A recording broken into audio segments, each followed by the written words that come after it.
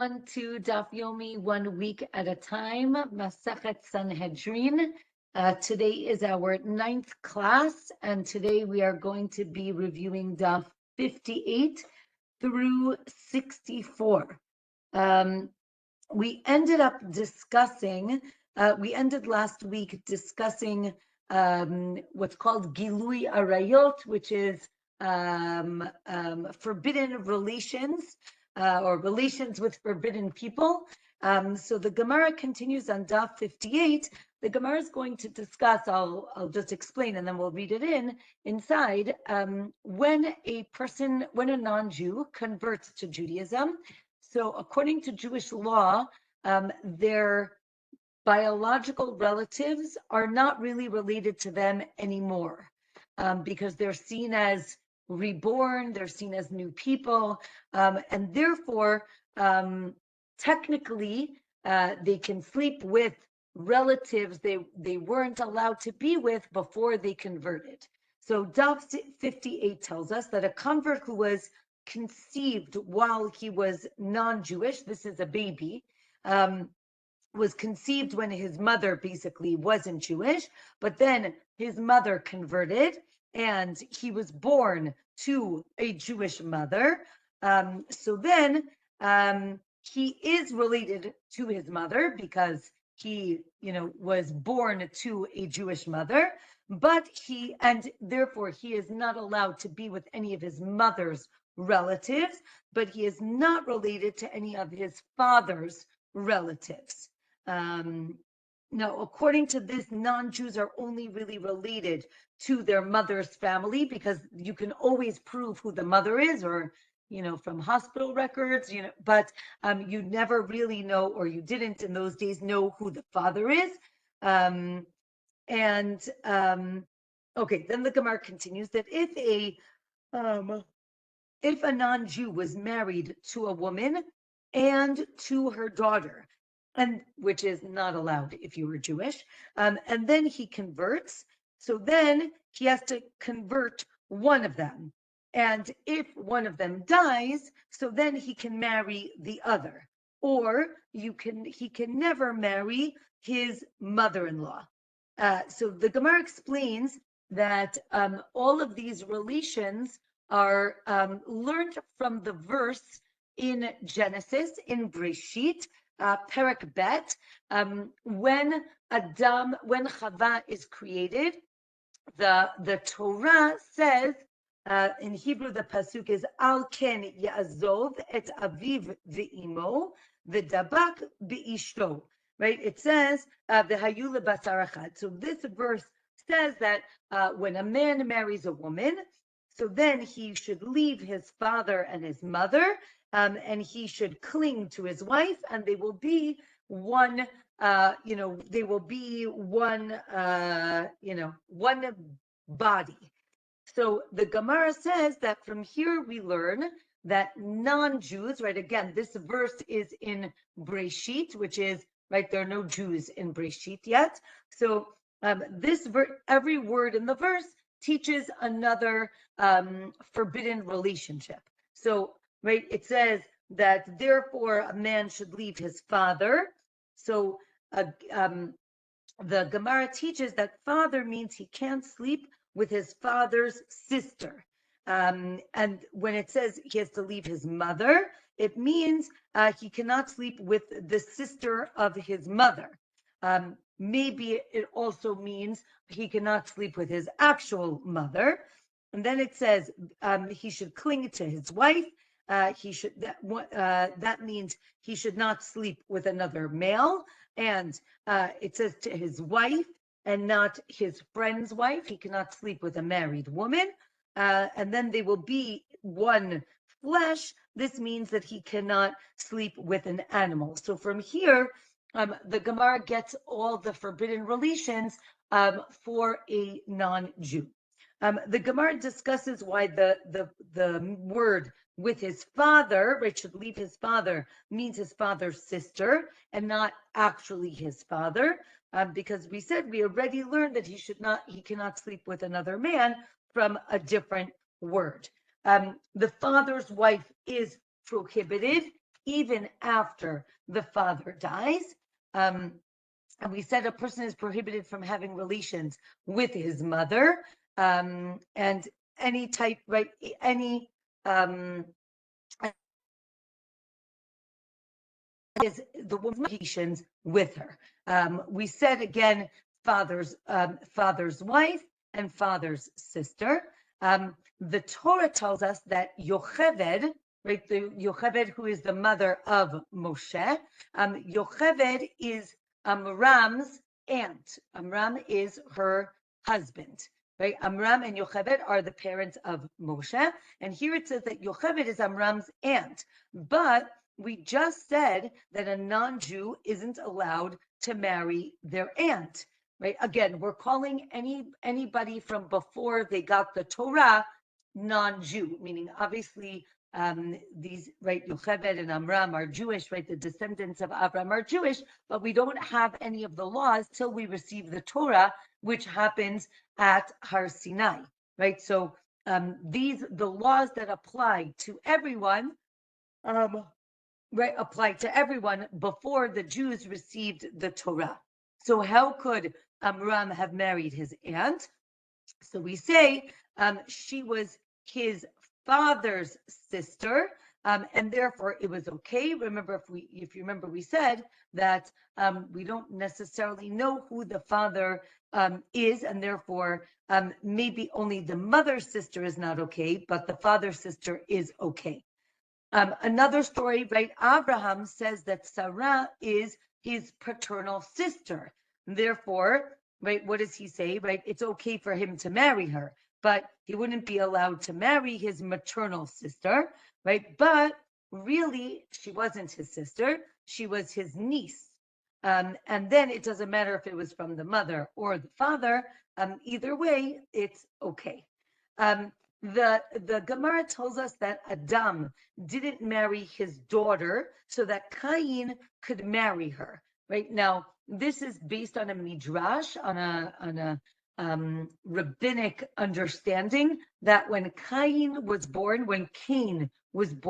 he was born with a sister as well.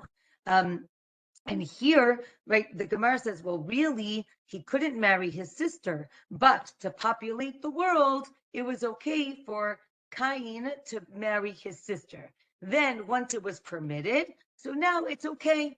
Okay, for non-Jews, the Gemara continues that there's a machloket if a non-Jew can marry his daughter. A slave can marry either their mother or their daughter, because again, when a non-Jew who is a slave, when they become a slave, they actually convert to become a slave.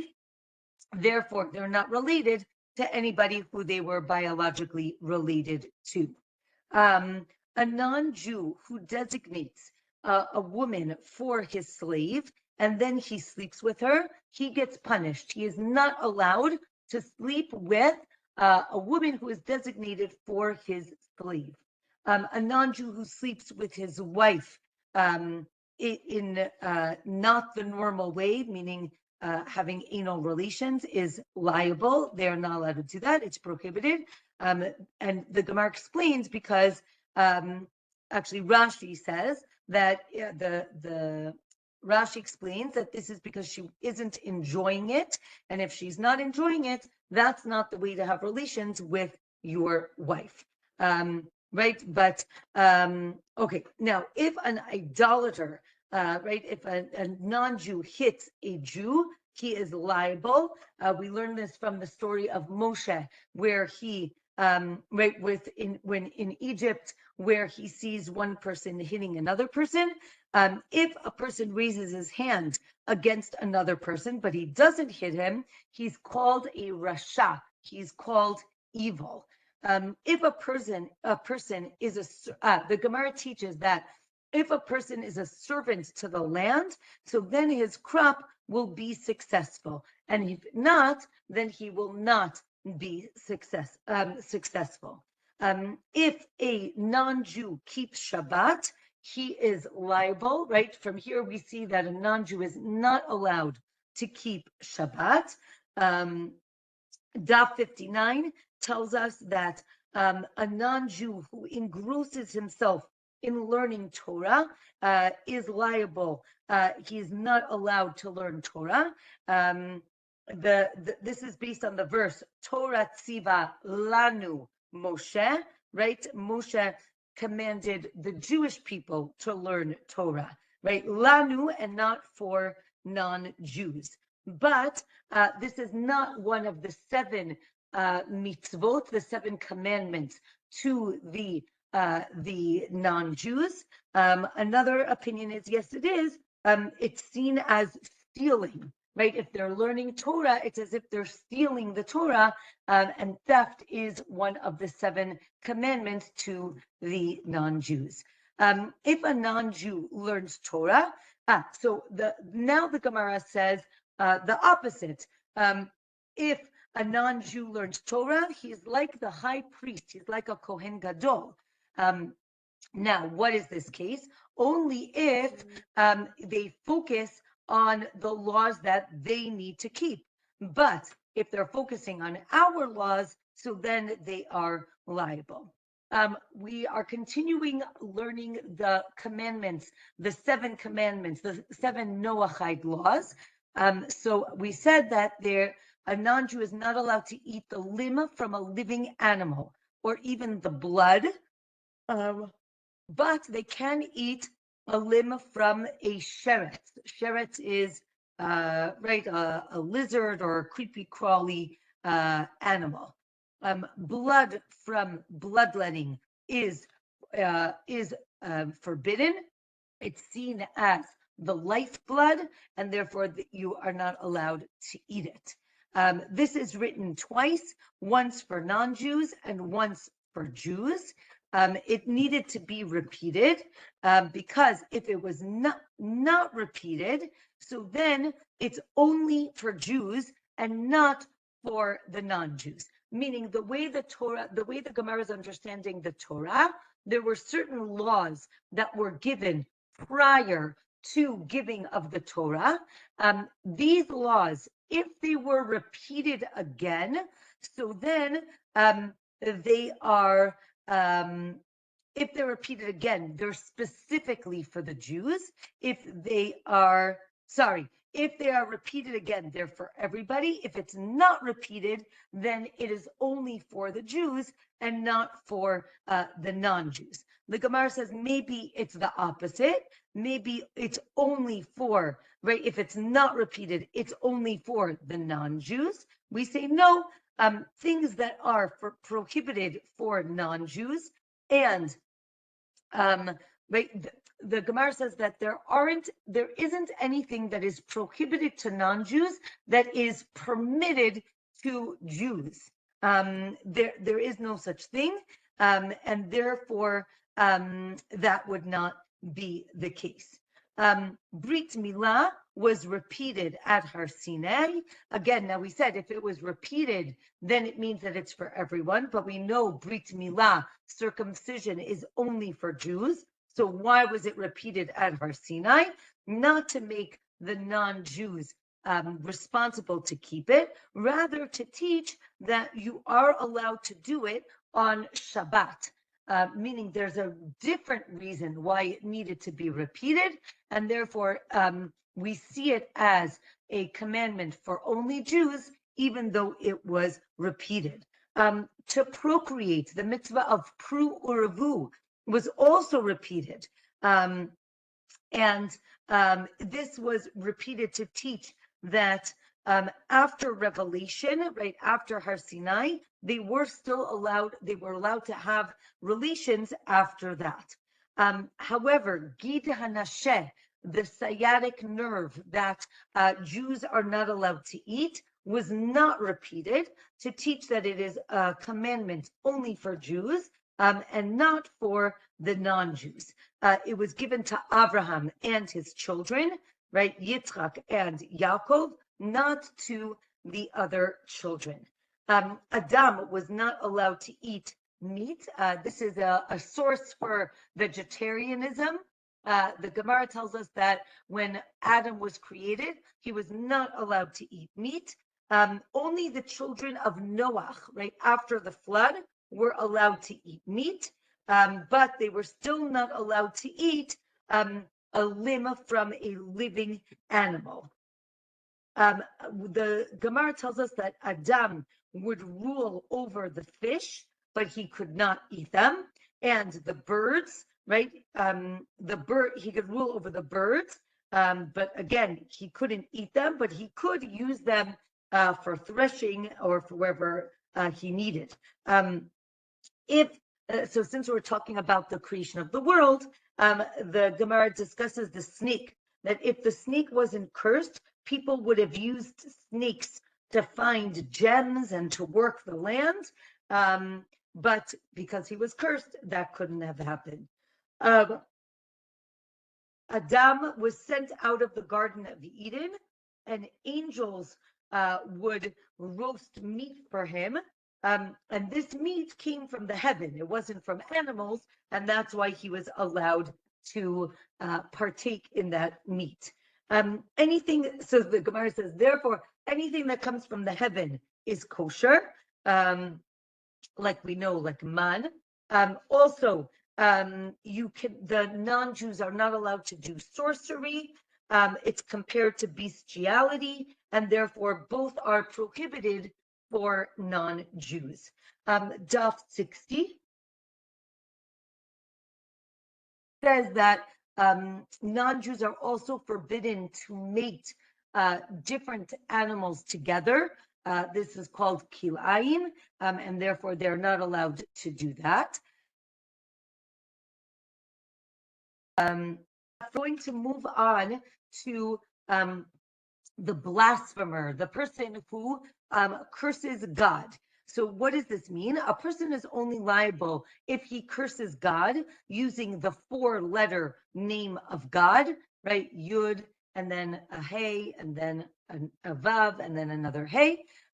Maybe you think it's only the 42-letter name, which we don't know how to pronounce. The Gemara says, no, the 4-letter name is enough. Now, if you remember a long time ago, we started speaking about a court case where you bring the blasphemer to court, and we said that you use euphemisms to say what he said because you don't want to curse God. But at the end, we clear the court, and the witnesses tell the judges what they heard. And when the judges hear this, right, the judges stand up when they hear God's name. This is learned from Eglon, right? Eglon was the king in the book of Judges. He was non-Jew. He was a non-Jew. But when Ehud came to him and told him that he had something to tell him from God, Eglon stands up. So we see that because of that, we learn that when you hear God's name, you need to stand up. And when they hear that they're cursing God, they tear their clothing. This is learned from the 3 officers of King Chizkiyahu, that when they heard the message from Rav Shakeh, that cursed God, they all tore their clothing. Not only that, but you're not allowed to sew up the clothing after you tear it. This is learned from Elisha and Eliyahu. When they parted, when Eliyahu died, Elisha tore his clothing, and he never sewed it up. All who hear God's name being cursed or taken in vain need to tear their clothing, but not the witnesses, because the witnesses already tore their clothing when they heard it the first time. You only tear your clothing if you hear the 4-letter name of God, not like a nickname or a euphemism for God, or maybe, yes, even if it's a kinui, a nickname, you still tear your clothing. Now that there is no temple, there's no Beit Mikdash, you do not tear. And the Gemara says, because many people are cursing God, you don't tear. And it's so interesting that this is in the Gemara from 2,000 years ago, and unfortunately, right, cursing and people say things all the time. It's interesting that right, already 2,000 years ago they were not taking these words seriously. We said that there are two witnesses. The first witness says what they heard. Then the second witness says, I agree, right? This is a valid testimony. But in a regular testimony, the second witness is not allowed to say, I agree. He actually has to say what he heard or saw. Okay, next Mishnah, we are now going into the discussion about idolatry. So the Mishnah tells us that a person who worships idolatry gets stoned. Now, what does it mean to worship an idol? So we're going to see there are different forms of worship.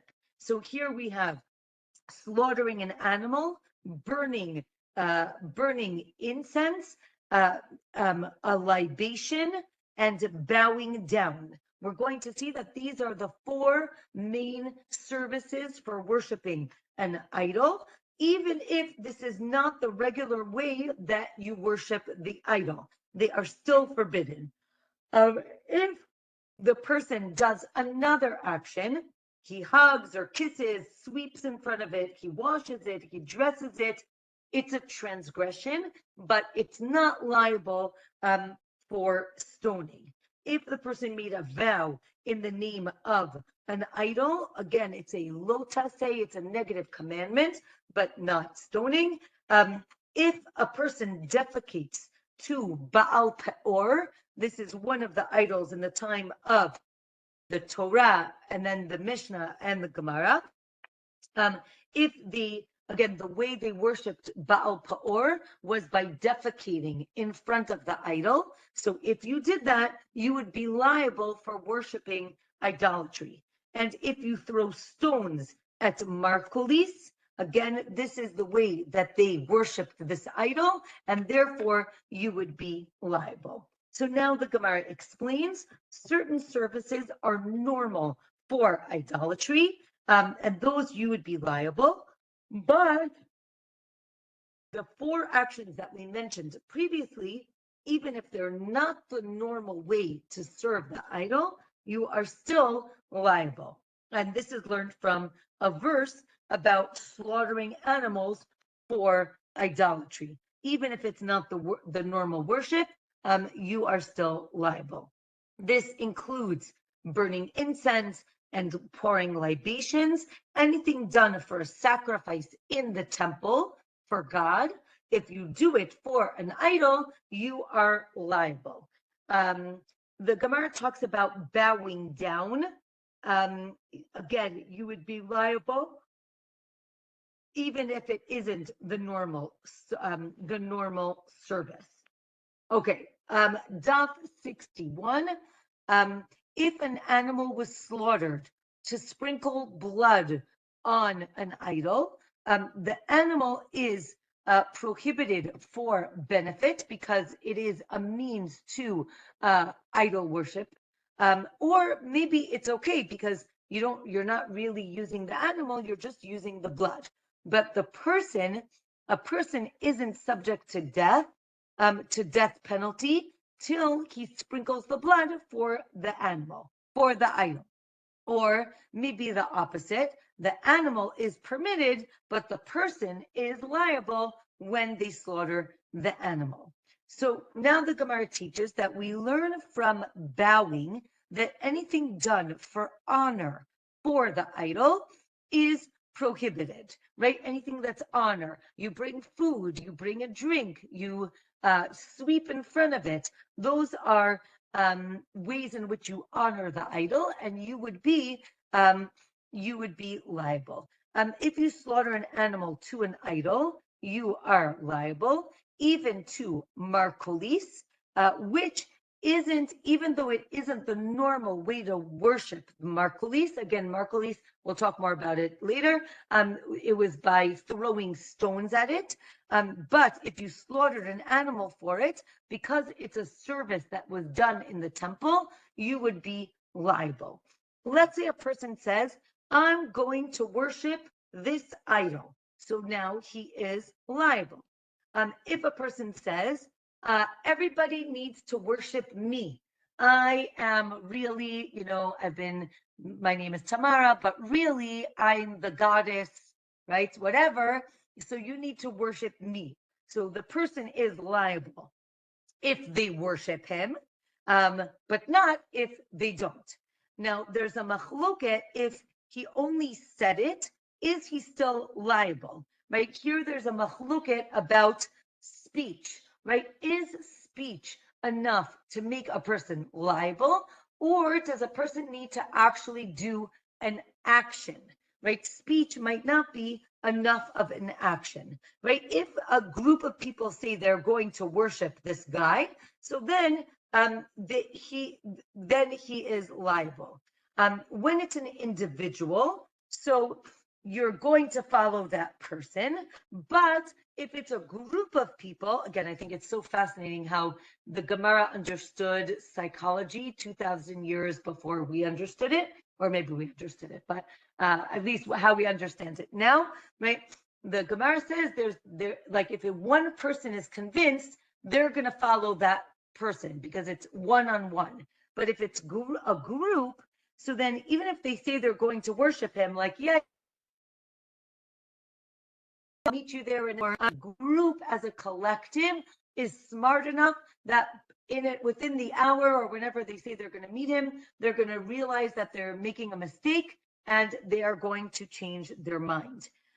If an individual does idolatry, that individual gets stoned. That's the most severe punishment, but his property isn't destroyed.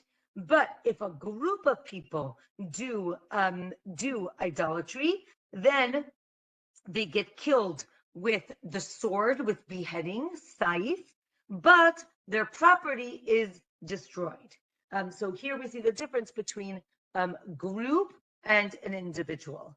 If a person is instigating himself, just saying he's going to worship an idol isn't enough. But if he's instigating other people, so they're likely going to do it, and therefore, if he just says something, he is liable.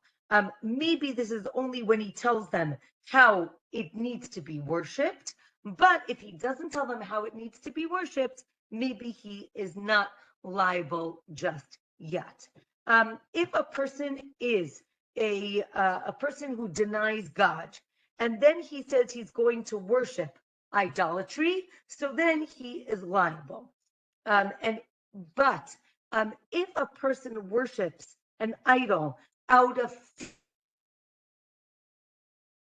fear or so then they are liable. One opinion is that they are still liable.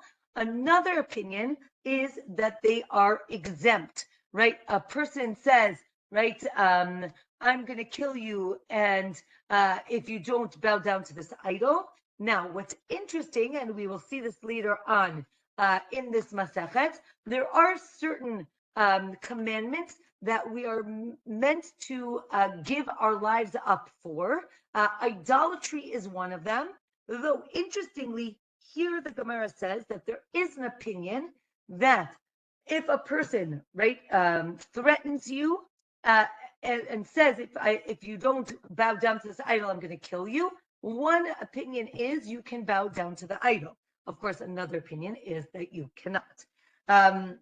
Okay. Why do they use? Because you're not accepting the idol as your deity. You're just bowing down to, a piece of rock. The piece of rock isn't a god, and therefore there should be no issue. And therefore, one opinion is that you would not be liable. The Gemara says, wait a minute, the people of Persia bowed down to Haman out of fear of Achashverosh, right? This is very good as we come up to Purim.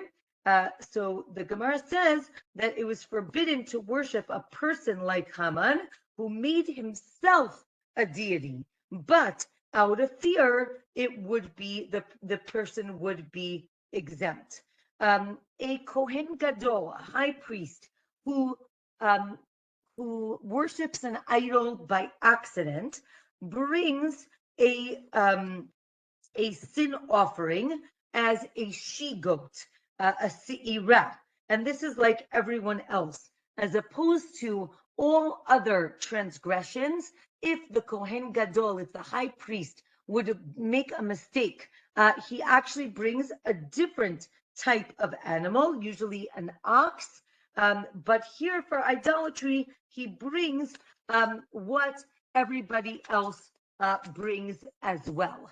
Now the Gemara says, wait a minute, what is uh, idolatry bishogeg, right? How do you accidentally worship an idol, right? So you can say, oh, maybe he walked by a building and he thought it was a shul, right, a temple, but it turns out that it was a temple for Zeus.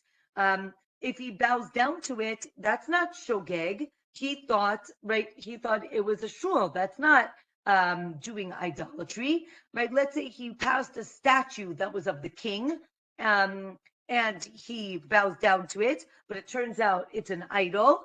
Again, that's not inadvertent. If he knew it was an idol, then he would be liable. If he didn't, so then he didn't do anything. So the Gemara says at the top of Daf 62, it must be that he does it out of love or fear of another person.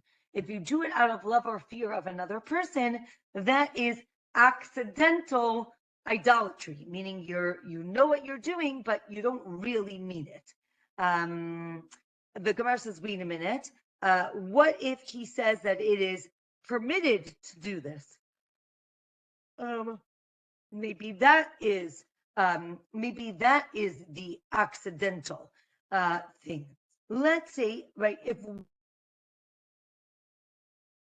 slaughtered, libated, and bowed, right, so basically did all four of the actions that are forbidden for an idol, if they did it in one unawareness, right, they didn't realize what they were doing, you're only liable one sacrifice, because right, they combine. Or no, you need to bring a sacrifice for each action that you do. So now the Gemara goes into a parallel discussion between idolatry and the laws of Shabbat. We actually learned this a long time ago in Masechet Shabbat. When dealing with the different laws of Shabbat, sometimes you're liable for numerous sin offerings, and sometimes you only bring one sin offering. So, 1 second.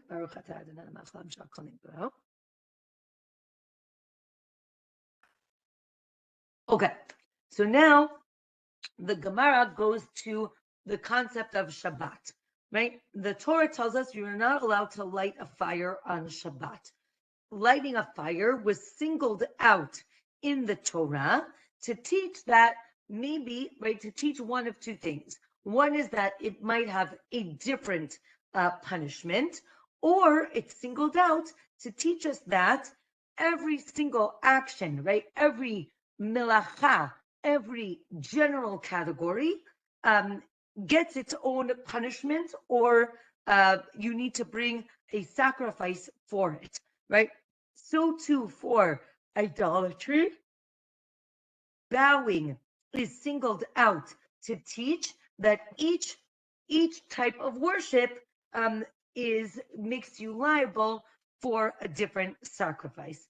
Or maybe not, right? Maybe Shabbat is different, right? The verse teaches sometimes you bring one sacrifice for many transgressions, or you bring, right, you might do numerous things and you bring numerous sin offerings.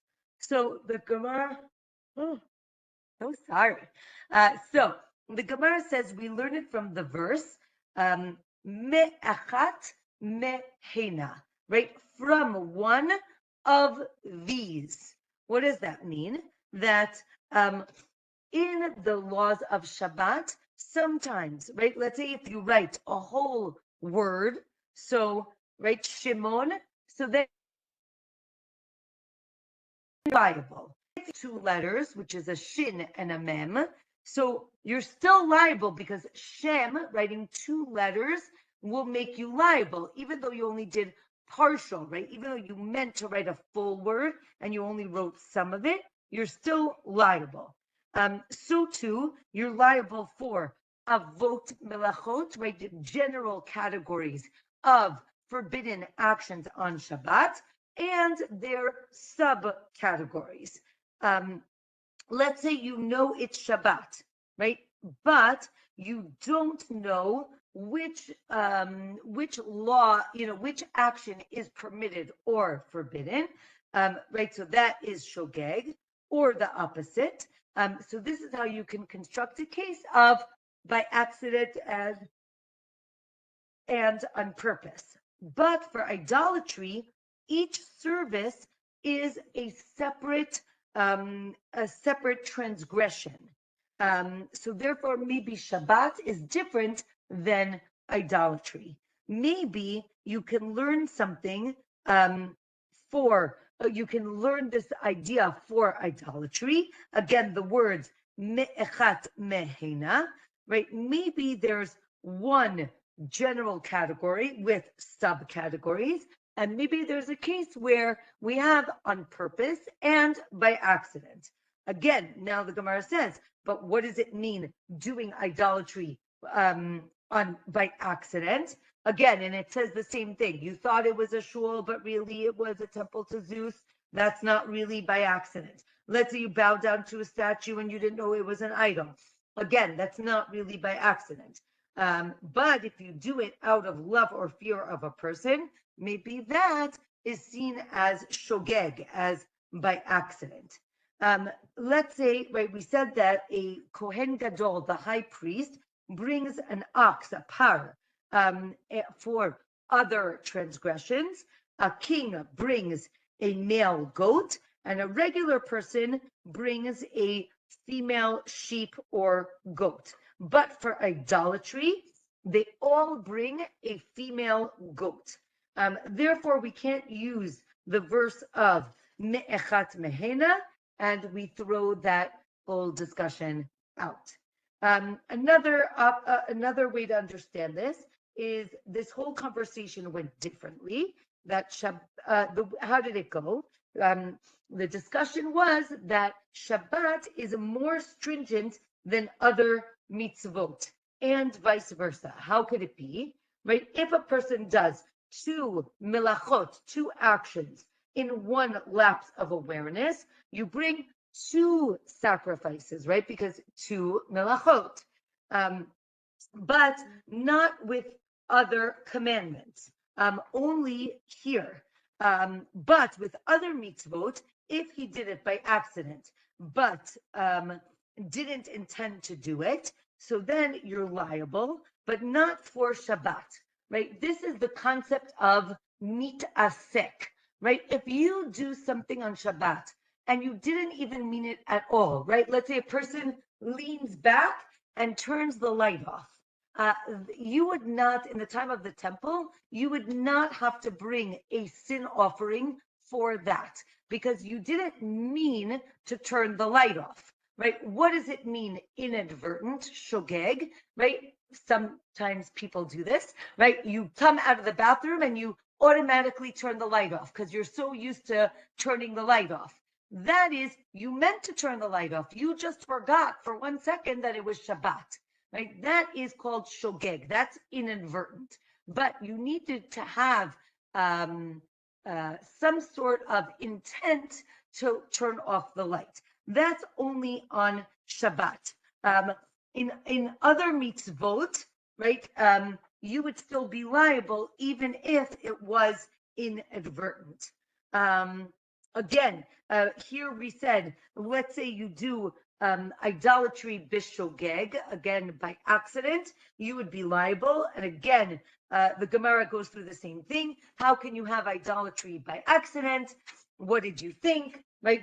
Maybe you thought it was okay. But so then the Gemara says, let's take this Breita, this source, and say the first part is talking about idolatry, and the second part is talking about other mitzvot. The problem is that the Gemara says we don't like to split up sources and say the first part is about this and the second part is about that. So we do not like that. Daf 63, there's a verse that combines all types of worship. Therefore, you're liable only for one sin offering, even if you did all four actions. Now, the Gemara explains that it says the word bowing down 3 times for idolatry, that it is forbidden. Why do you need it 3 times? The first one is to teach us that if it's the normal service, you are liable for bowing down. The second time is to teach that even if it's not the normal way to serve this idol, if you bow down, you are still liable. And the third is to separate the different types of services, meaning so that you would be liable for each one. Let's say a person says, you are my God, to this idol. So then he is liable. If he does it unintentionally, then he needs to bring a sin offering. Or maybe it's not enough, right? What did he do? He just said something. So again, as we see, sometimes saying something is enough and it's seen as an action, or not, and you actually need to do an action, and so saying it is not enough. Rabbi Kiva says that moving your lips, right, that speaking is an action, and therefore you would be liable, right? And bowing, which is bending your body, is also an action, therefore you would be liable. Or maybe it's not enough. Maybe you have to kill an animal and sprinkle blood, right? Maybe just bowing down is not enough. Okay, a person's going to get lashes for kissing an idol or embracing the idol, but not if you swear in its name. Again, that's not an action because you're just using your lips and your words. It's not enough of an action. The verse says, Lo tochlu al hadam, you cannot eat on the blood. What does that mean? It teaches that you cannot eat meat if the animal is not dead yet. Remember, we said no one is allowed to eat from an animal that is still alive. You cannot eat, or maybe it teaches you cannot eat from sacrificial meat till you sprinkle the blood. Or maybe it means you cannot prepare a mourner's meal for a person who is being killed by court. Or maybe it teaches that you need the judges who are going to kill someone that day. They are not allowed to eat. They need to fast that whole day to show how serious this is. Or maybe it's a warning for the rebellious son. And you don't get lashes for any of these things because they are learned from a general statement, and it's not a specific prohibition. Or maybe you do not get lashes for kissing or embracing an idol, because again, it is also learned from a general commandment, but you can get lashes for swearing in the name of an idol, because you are actually, right, because some say you can get lashes even though you're not doing an action.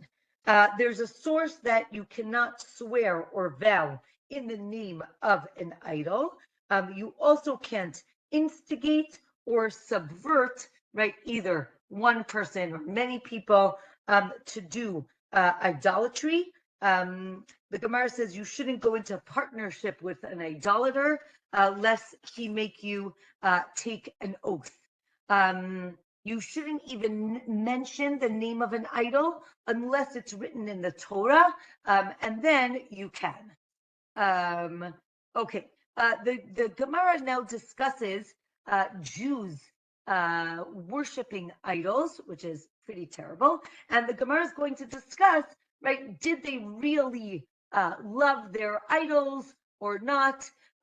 What was going on? So in the days of Yehu, the Jews in the northern kingdom walked over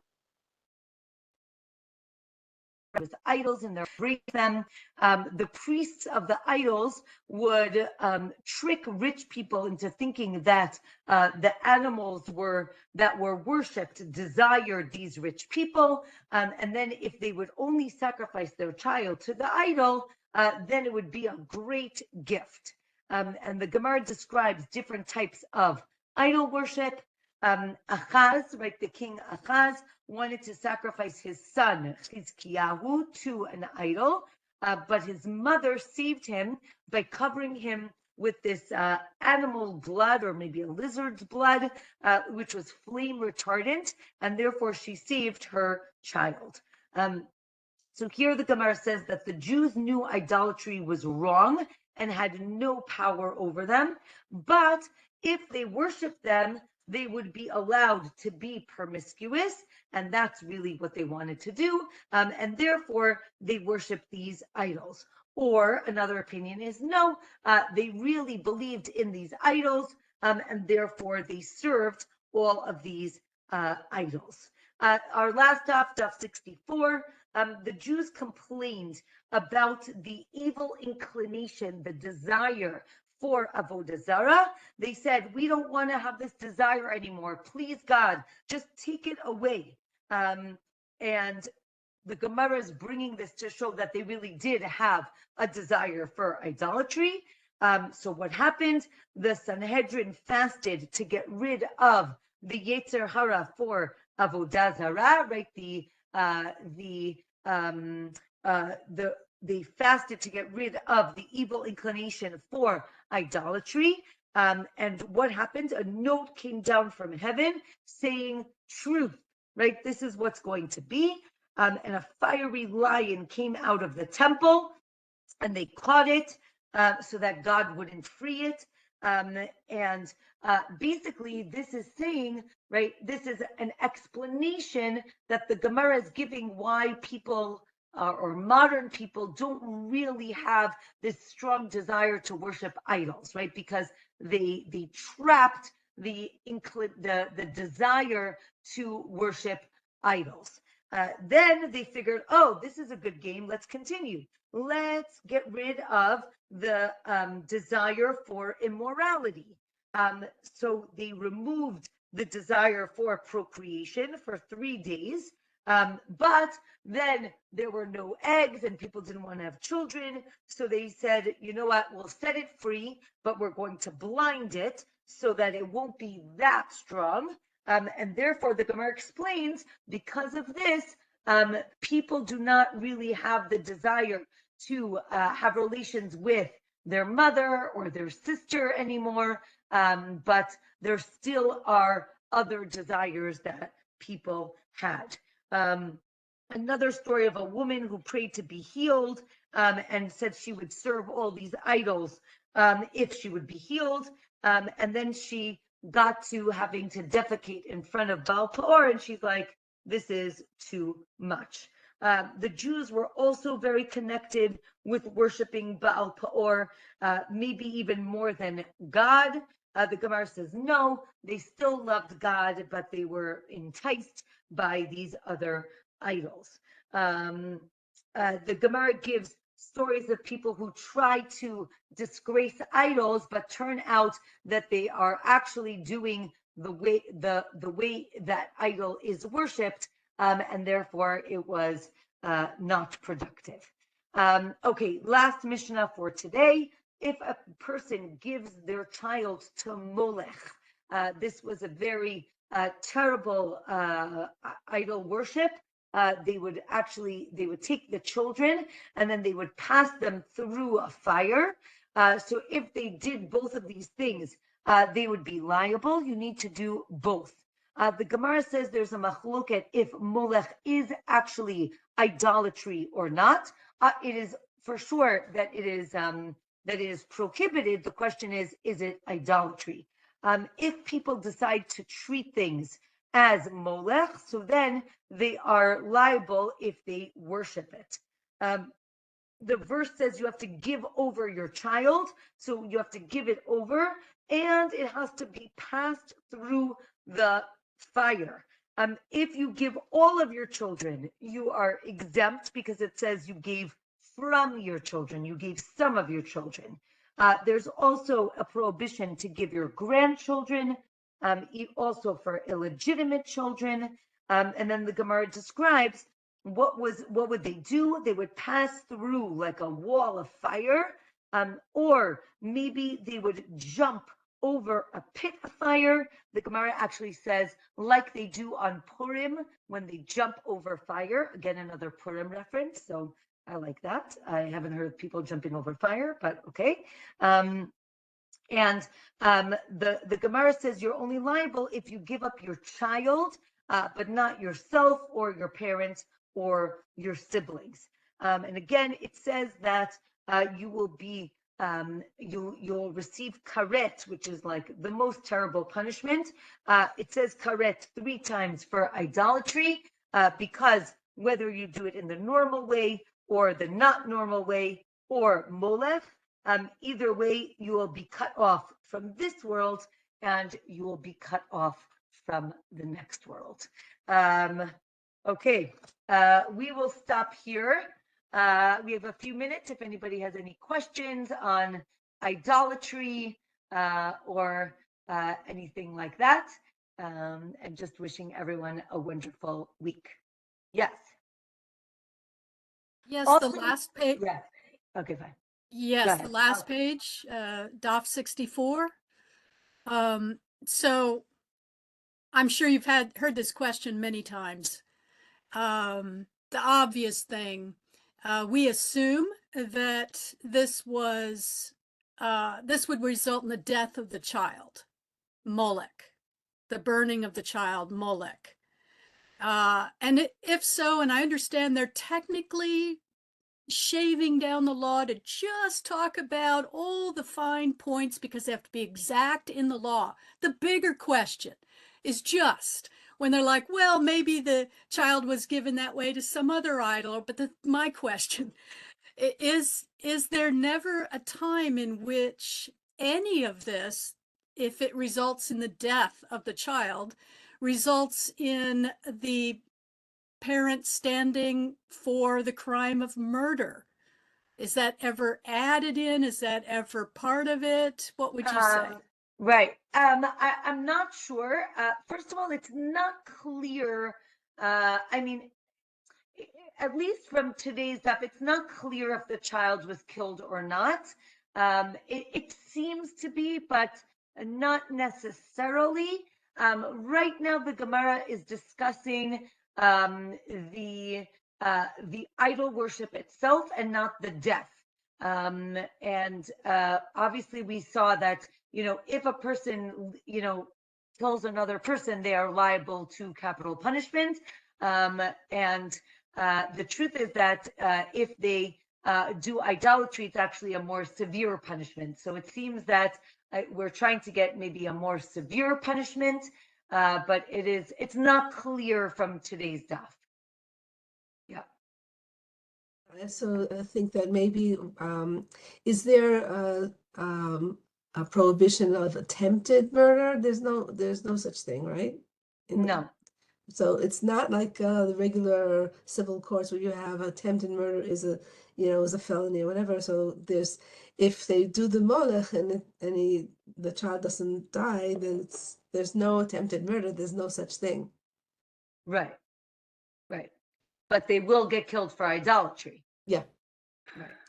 Yeah. Yeah. Okay. When I was in Israel, the very first time we went to a valley, it's been 30, 40 years. Was it called a Valley of Gehonim? Was that? And I kid you not.